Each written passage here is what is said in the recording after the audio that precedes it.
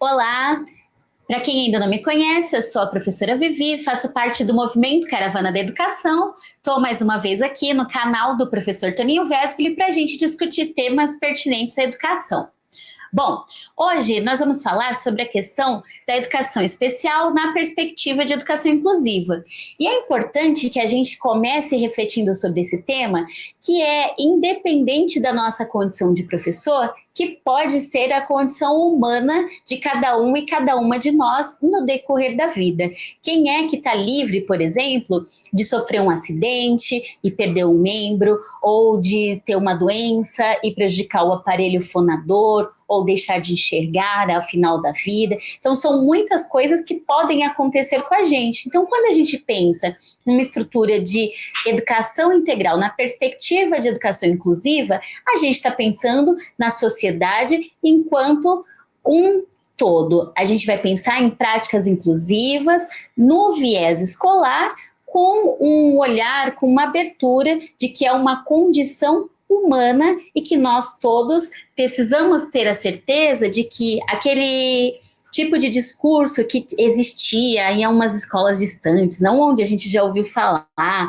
de que não estou preparado para trabalhar com isso ou aquilo, muitas vezes a gente precisa deixar isso de lado e pensar em estratégias de organização, acolhimento, reivindicação, para que o nosso trabalho seja cada dia melhor. Tudo bem? Bora lá? Então, quando a gente discute a questão da educação especial, a gente precisa pensar que dentro da estrutura da educação nacional existe um cargo específico, né? Que é o professor de atendimento especializado. Na prefeitura de Itaquaquecetuba, por exemplo, esse concurso vai acontecer uma prova no mês de janeiro de 2026 e uma das opções que você poderia ter se inscrito é a partir desse cargo. Então, qual é esse perfil? É um perfil de um professor que tem uma característica de ser um articulador com os pares, com a coordenação pedagógica, com a direção da escola, ou seja, com a gestão como um todo. É uma referência, é um olhar para aquele que é o profissional de apoio dentro da escola, é aquele que vai conversar e articular com os diferentes setores, mas também que faz uma entrevista com as famílias, que faz articulação, que faz conversas muitas vezes duras, né, no dia a dia. Mas, para além disso, ele é um facilitador, ele é um agente que ajuda a condição de permanência e de qualidade de todos os estudantes dentro da escola, em especial aqueles que possuem um laudo de deficiência ou altas habilidades. Então, para você que está chegando aqui a primeira vez no nosso canal e fala assim, poxa, eu não conheço nada sobre educação especial, para aqui um pouquinho, dá uma pausa, dá uma olhada aqui na playlist do nosso canal. Nós temos diversas aulas que tratam de legislação e que tratam da questão da educação inclusiva. Então, quando a gente pensa nesse tema, a gente precisa pensar que está garantido na Constituição Federal, e aí só abrindo um parêntese aqui, a gente vai pensar que tudo que a gente tem de legislação no país é como se fosse um grande guarda-chuva. Imaginem aqui um guarda-chuva que fosse a Constituição Federal e que a partir dela você vai puxando vários fios, vários ganchos, e esses ganchos, eles são as políticas nacionais de educação, política municipal de educação inclusiva. Você vai pensar na base nacional, que é o que organiza o nosso currículo a nível nacional. Você também vai pensar que a gente tem a LDB, que a gente tem o ECA, que a gente tem a LBI, que é a Lei Brasileira de Inclusão. Então, todas essas leis, elas são necessárias para que você perceba o contexto do que a gente está falando. Então, fechando parênteses, se você não fez isso, esse movimento, vá até lá, assista aos nossos aulões de legislação e assista também os nossos aulões sobre conceituação de cada tipo de deficiência, para você ficar mais antenado aqui, que hoje a gente vai seguir com dicas muito importantes, tá bom? Bom, Esses marcos legais, quando a gente discute educação especial, aqui você vai pensar os principais. Para eu fazer uma prova de concurso, o que é que eu preciso saber? Poxa, você precisa saber 3 artigos da Constituição. Vocês lembram que a gente vai discutir sobre educação? São 14, né? Dos 5 até o 14. Então, quando você pensa aqui, aliás, são 9, né? Quando você vai pensar sobre educação na perspectiva de educação especial, né, inclusiva, a gente está pensando em 3 artigos. É bem tranquilo. A gente vai discutir também sobre a LDB, ela trata com 2 artigos. A Política Nacional de Educação Especial, ela tem um leque muito grande, você vai perceber que dentro dos seus municípios, ela vai ser destrinchada, adaptada a cada realidade local. Então, é uma legislação que todo mundo precisa conhecer, precisa dar uma destrinchada, tá bom? Além disso, para poder discutir decreto de marco legal, que o mais novo que a gente tem é de 2020, e a BNCC, quando trata do atendimento educacional especializado, que a gente vai tratar um pouquinho mais para frente, tudo bem? Bom, a sala de recursos multifuncionais, como é que funciona? Quando você que está fora da escola há muito tempo, ou que está na faculdade, que está estudando aí educação, está um pouco distante da realidade das escolas, você imagina, poxa, na minha época existia uma sala especial dentro da minha escola, e aí todos os meninos e meninas com deficiência ficavam na sala especial. Ou então, existiam diversas instituições que eram paralelas e que a criança estudava lá, o jovem estudava lá, ao invés da escola regular. Então, hoje em dia, a maioria das escolas, né, se estrutura ou em determinadas regiões como polos, uma sala de recursos multifuncionais. O que são esses recursos? Que a professora de atendimento educacional especializado ou o professor que tem essa função, eles vão pensar em articular recursos, estrutura, mini grupos para articulação de atividades que facilitem o trabalho que acontece dentro da sala de aula. Então, em algumas redes, você tem a sala de recursos multifuncionais para atendimento no contraturno. Em outras redes, você tem a sala como um apoio estrutural para que aconteça o trabalho da professora de educação especial, fazendo o apoio no próprio turno, né, de estudo da criança com a classe regular. Então, aqui acontecem planejamento, articulação da sala comum e os recursos diversos. O que pode ser de recurso? Recursos produzidos, né? Então, são manufaturados, organizados ali pelos próprios professores, ou podem ser recursos adquiridos pela escola. Então, que tipo de recurso que pode ter? Uma lousa digital. Então, se eu tenho uma lousa digital numa sala de recursos, ou ela que aconteça com um carrinho, ela é um facilitador para que todos e todas consigam ter as mesmas oportunidades dentro da sala de aula regular. Gente, sei que quando se pensa num concurso para educação especial, todo mundo para muito e pensa nos clássicos da importância de discutir Vallon, Vygotsky, Piaget, Yves Lateille, César Coll, mas quando você para e pensa em Brasil, não tem ninguém mais pentacampeã que essa mulher para discutir educação especial. A Mantoan, ela é aqui um mantra verdadeiro para discutir isso. Para você que vai fazer a prova de concurso de professor de educação especial, você precisa muito conhecer a escrita dela, é leve, é tranquila, os livros não são nada pesados, você lê de forma prazerosa, e ela traz uma reflexão profunda que foge da educação especial enquanto uma questão biológica, ou de como eu discuto processos de avaliação mais técnicos. Ela traz o processo de inclusão como um direito e não como uma concessão.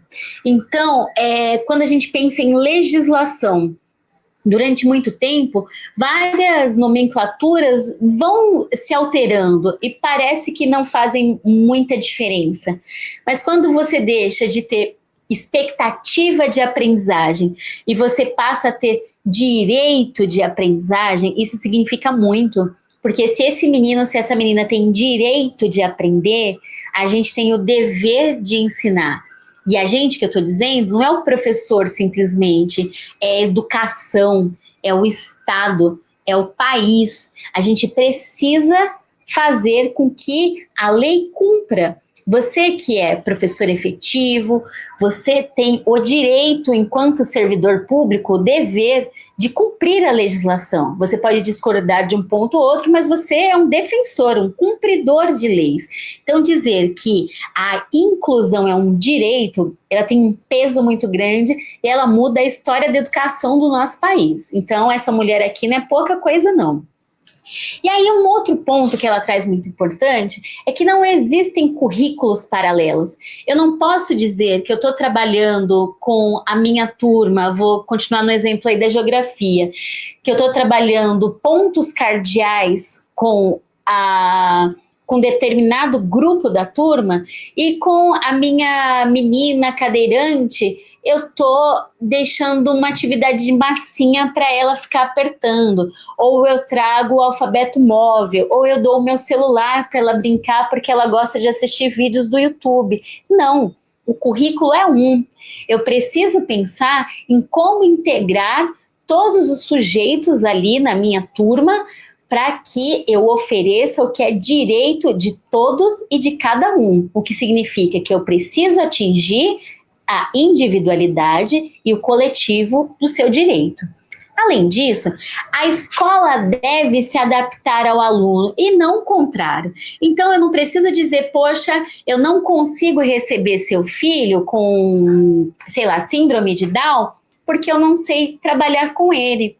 Ou eu não quero que sua filha cadeirante ou com ossos de vidro seja constrangida porque a nossa escola não tem elevador. Não, o movimento é contrário. O grupo, o prédio, o colegiado precisa se adaptar a receber o aluno. E não é o contrário. Então, eu preciso pensar, avaliar quais são as condições que estão impedindo que essa educação aconteça de forma plena. E é isso que eu vou atacar. Quando eu olho isso de um prisma mais distante, enquanto política pública, eu preciso pensar, olha, de repente, a redução do número de alunos por sala de aula seja uma necessidade urgente. Ou eu posso ter outro tipo de necessidade urgente, de pensar, olha, de repente é o professor auxiliar, são mais AVS, são estagiários. Então você pensa em recursos numa estrutura no macro e no micro. Quais são as condições que eu preciso adaptar? Poxa, eu preciso que a calçada tenha acessibilidade, seja com guia rebaixada.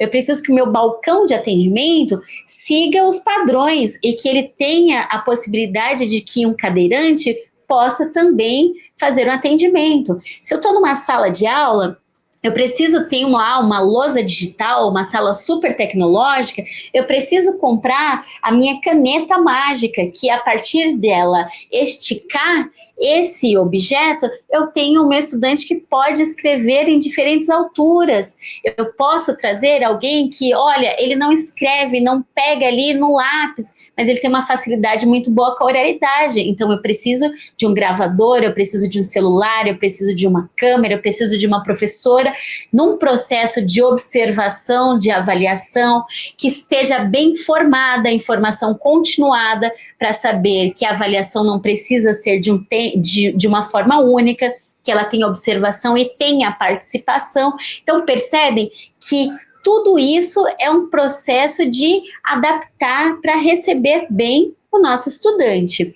E aí também, ela tem uma crítica muito forte a práticas segregadoras. Então, por mais que você entenda que seja inovador comprar um iPhone 17 para o seu menino com deficiência, ou que você ache que a melhor forma de colocar um recurso humano lá, um estagiário, ao lado da sua menina com deficiência, que é bem danadinha, porque não é danadinha porque tem deficiência, é danadinha porque é uma criança, e que bom que ela é danada, porque está aprendendo, porque está em percepções, que muitas vezes o balançar a cabeça faz com que ative o processo auditivo, que muitas vezes o se balançar, o bater a mão na mesa, faz com que auxilie no processo de regulação física e facilite na aprendizagem, e que você coloque essa criança no canto, um adulto podando ao lado, para você ficar com o resto da turma e que ela não tem uma possibilidade de interagir, é preciso que esse tipo de prática tenha uma reflexão,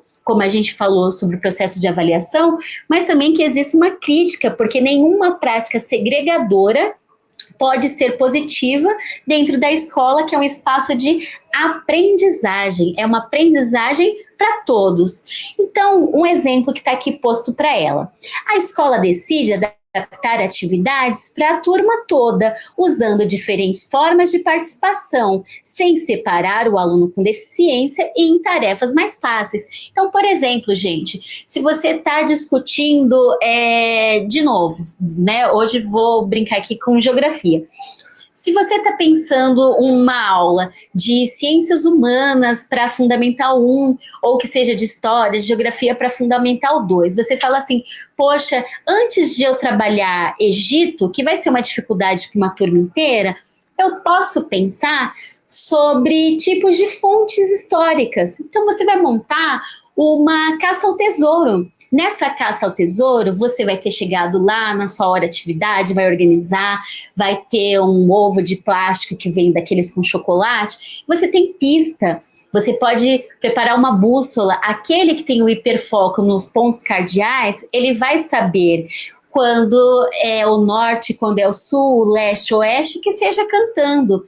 Mas ele também pode ter ajuda do colega que tem muita facilidade em matemática, com uma fita métrica saber, olha, a tantos centímetros à esquerda ou a tantos metros à frente, você encontrará uma pista. E junto com eles vão ter na equipe alguém que tenha facilidade com astronomia, e ele vai dizer assim, do lado oposto que nasce o astro-rei, teremos uma fonte iconográfica. E o cara vai falar, poxa, já sabemos o que é uma fonte iconográfica. Ou, de repente, vai descobrir o que é uma fonte escrita. De repente, pode ser um jornal. Ah, pode ter uma fita de vídeo, que no tempo que vocês aí eram estudantes, eram comuns e que eles não conhecem. Então, você pode pensar em diferentes fontes históricas para montar uma linha do tempo com a participação de todas as pessoas com diferentes potencialidades, com diferentes habilidades. Você faz adaptação para a sua turma, você não faz adaptação que seja voltada para a segregação de um estudante, tudo bem? Como é que a Vonesp cobra a Mantuan? A Vonesp sempre cobra a diferença entre inclusão e integração. A gente não quer que o nosso menino, que a nossa menina com deficiência esteja jogado assim, ó, no meio da sala de aula com os outros, se integrando no ambiente. Não, é um processo de inclusão. O processo de inclusão é de estarem todos, é um espaço com condições de permanência, de facilidade, de condições de aprendizagem para todas as pessoas. Gostoso ouvir Mantuan, né? Não deixem de ler essa autora.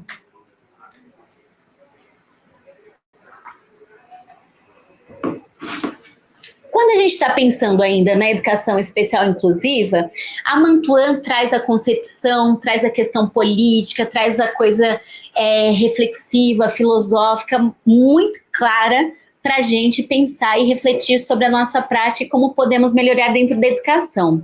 O Romeu Sasaki, ele pensa na questão da estrutura desse processo de inclusão. Então, como é que ele pensa? Ele pensa uma palavra-chave, a acessibilidade.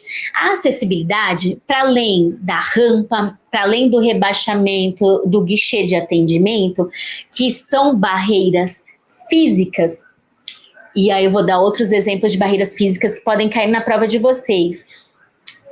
quando vocês vão num hospital grande, o Hospital das Clínicas ou qualquer hospital regional, vocês percebem que tem faixas coloridas no chão e falam assim, olha, é só você seguir a faixa roxa que você vai chegar onde faz o raio-x ou alguma coisa?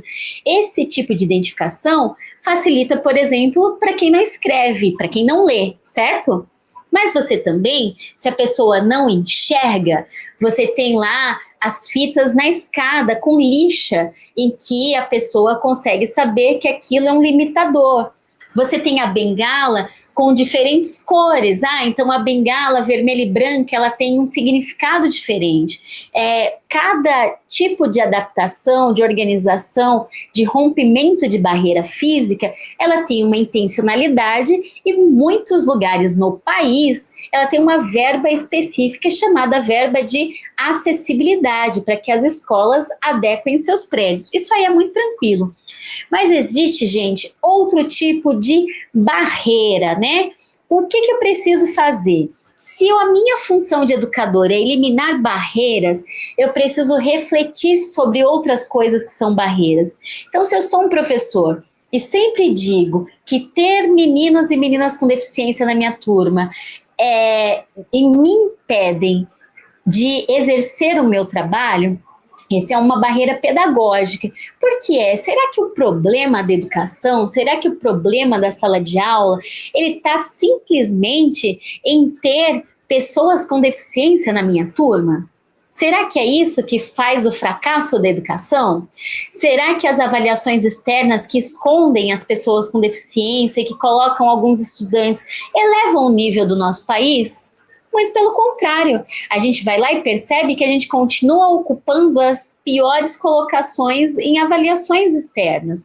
Então, trazer uma responsabilidade, um peso maior, a partir de uma reflexão pedagógica que é simplesmente ruim ter o diferente dentro da sala de aula, é ruim ter alguém que exija mais atenção sem continuar isso. Então, se pensar se isso é um objeto direto ou indireto, eu preciso concluir o meu raciocínio. Em que condição que eu preciso para melhorar? Como a gente... E não sou eu o indivíduo. Sou eu, educador, articulando com uma equipe pedagógica e discutindo também política pública em outras instâncias. Mas a gente precisa quebrar a barreira pedagógica, relembrar que todo mundo é capaz de aprender, gente. Todo mundo aprende, com deficiência ou sem deficiência, todo mundo é capaz de aprender. Bom, outro tipo de barreira que precisa ser rompida é a barreira comunicacional. Então, se não existe o processo de comunicação, é difícil que você rompa uma barreira e que você consiga chegar num processo de aprendizagem. Qual é o tipo de barreira comunicacional? Por exemplo, você pensar numa criança que não utilize a oralidade. Então, ela aponte. E você olha para ela e fala assim, poxa, eu não sei se ela está chorando de frio, de calor, não é desesperador? Você vê um bebê e fala, nossa, eu não vejo a hora dele falar, porque você não sabe o que ele está sentindo. Imagine você também estar do outro lado e falar assim, poxa, eu queria tanto ir ao banheiro, ou a minha etiqueta está incomodando as minhas costas e eu não estou com esse tecido, está me pegando, e eu vou lá e sacudo a minha professora e a minha professora me dá um copo d'água. E eu preciso, estou muito apertada, eu quero ir ao banheiro, e aí a professora fala, senta menina, tá com ciricutico, eu vou trancar a porta da sala. Percebem que a comunicação, a tecnologia assistiva, ela vem para isso, para que a gente tenha barreiras quebradas, mas não só entre alguém que tem alguma dificuldade no aparelho fonador, mas também quando é difícil que eu me comunique com a minha equipe gestora, que nunca está lá, que não me escuta, que não compra os recursos que eu preciso para melhorar minha aula, que não me ajuda, que eu preciso ter a comunicação com a minha diretoria de educação, que me ofereça cursos e formações de formação continuada. Então, percebem, a comunicação, ela precisa também existir em diferentes esferas. E aí a questão da atitudinal. O grande problema que a gente acaba encontrando nas escolas é a postura enrijecida de que com aquele não é mais possível avançar. Eu preciso ter uma postura desarmada, e não importa se eu sou professora há 20, há 30, há 32 anos, eu sempre, enquanto humana, sou capaz de aprender um pouquinho mais. E o meu estudante também é. Então, a gente precisa pensar em formas de atingir. Se eu tenho uma postura enrijecida de que eu não quero fazer um processo trazido lá pela Jussara Hoffmann, de observar e registrar o avanço do meu estudante. E aí, se ele não registra, se ele não fala, como eu sei? Como é que o professor do ano seguinte sabe o que eu trabalhei? Se eu acho que o registrar é muito difícil, se eu acho que uma atividade diagnóstica, que uma conversa com os pais, que uma anamnese é trabalho demais para mim, como é que eu faço a minha obrigação, o meu fazer diário? Eu preciso ter uma atitude aberta a aprender, a experimentar. Poxa, hoje não deu jeito. Amanhã a gente vai tentar mais um pouquinho. Não tem problema. Hoje a gente não conseguiu chegar lá até o escorregador. Mas vamos tentar amanhã de novo? Vamos fazer com mais calma? Vamos tentar antes? Então, o processo de quebra de barreira atitudinal, ele é muito importante no processo de educação integral. E para isso, a gente precisa refletir sobre uma coisa. Você que vai passar no concurso para ser o professor de atendimento educacional especializado, você vai ser o chato da escola. Você vai ser o que vai ajudar a quebrar essas barreiras dos seus colegas enrijecidos, que a gente sabe pelo dia a dia, pelas lutas, pelos desafios, pela sobrecarga que a educação nos traz. Mas você vai ser esse agente que vai ser o par avançado, pegar na mão também do seu colega e ajudar a caminhar juntos. Então aqui, ó, um exemplo para ficar com o Sasaki aí na cabeça. Um aluno cadeirante consegue participar das aulas porque a escola ajustou o espaço, o material pedagógico e a atitude dos colegas. Então, percebem que se eu conversei com as outras crianças, se eu tenho uma estrutura física e se eu tenho material, não tem como esse processo não se dar de forma mais tranquila e leve. Então, sempre que vocês discutirem, pensarem, olharem, nem precisa ler o enunciado gigante. Lê o Sasaki, pode grifar, as alternativas vão estar falando sobre acessibilidade, tá bom? Bom, educação especial inclusiva, a gente ainda tem um casal aqui de norte-americanos, estadunidenses, que discutem e falam sobre o processo de inclusão como um processo coletivo. Então, vocês percebem que cada autor, ele traz uma pitada, uma contribuição, mas sempre todos que foram aqui selecionados no concurso da VUNESP, eles dialogam com a mesma linha. Então, se você não conseguiu ler todos os autores, se você não conhece todos os autores, é importante que você faça o exercício de pegar as ideias principais de cada um deles, ou, na última das hipóteses, você pensar no contexto. Tudo que aproxima, traz direito, agrega, está correto. O que poda, classifica, exclui, está errado no concurso público, tá bom? Então, eles dizem o seguinte: a escola inclusiva beneficia a todos, não só o aluno com deficiência. Vou trazer uma situação para vocês. Quando você tem uma situação hipotética e que vários de vocês já devem ter vivido. Você tem, de repente, uma criança cadeirante na sua turma e todos os outros ficam brigando para na hora do intervalo ou na hora da educação física, quem é que vai levar a cadeira da Marina? As crianças adoram, todos eles querem levar. Quando você vai brincar de vôlei sentado ou de queimada adaptada, qualquer tipo de atividade, basquete, todo mundo quer fazer sentado, quer fazer dupla, quer empurrar o carrinho, vira uma diversão. Poxa, vamos para o solário, vamos levar para o parque. Você cria uma sociedade mais humana, mais empática e que se relaciona entre todas as pessoas. Gente, para você que ainda não acredita no sucesso, na possibilidade da educação especial, na perspectiva de educação inclusiva, você pensar assim, gente, imaginem como é cruel não existirem dois mundos. Você tem um filho e fala assim, olha, o meu filho vai estudar na melhor escola, ele vai ter diversos idiomas, vai viajar para muitos países, vai andar sempre com carro, com chofer, porque eu sou uma professora, ganho muitíssimo bem, e ele não vai ser do mundo. Meu filho não vai ser do mundo, vai ser uma bolha que Deus pôs na terra.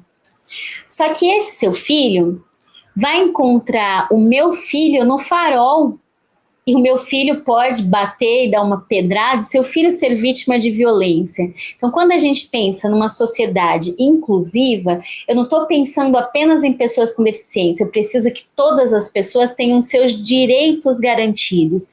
Não existem bolhas.